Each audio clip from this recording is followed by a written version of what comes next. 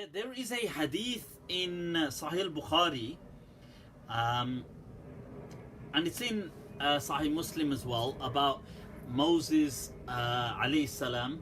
And basically it's a very disrespectful hadith, which is blasphemous, but unfortunately many Muslims have been kind of fooled by it, and they feel that it's an authentic narration just because it happens to be in Bukhari.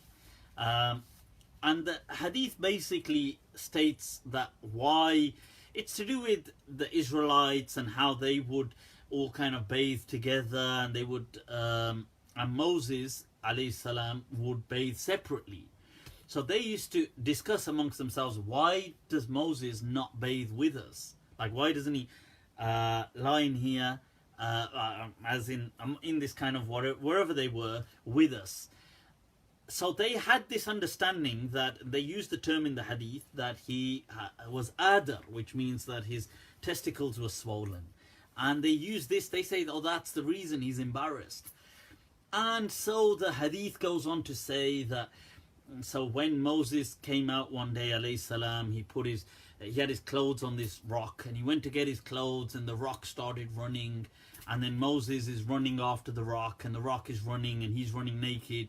And in Sahih Muslim as well, it mentions, so they all looked at his genitals and said, oh, well, his testicles seem quite normal.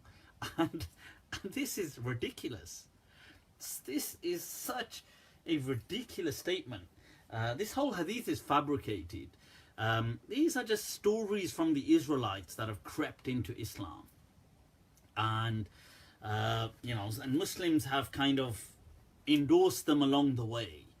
So that's one of them. You'll find other sometimes preposterous narrations. That hadith is very blasphemous against prophets, because Allah says about Musa alayhi salam that he was wajihan, he was wajih, like he was an honorable person. Allah had kept him an honorable person, not like this.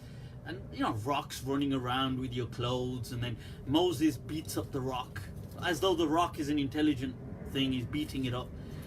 Crazy stories that people believe, disrespecting our prophets, disrespectful.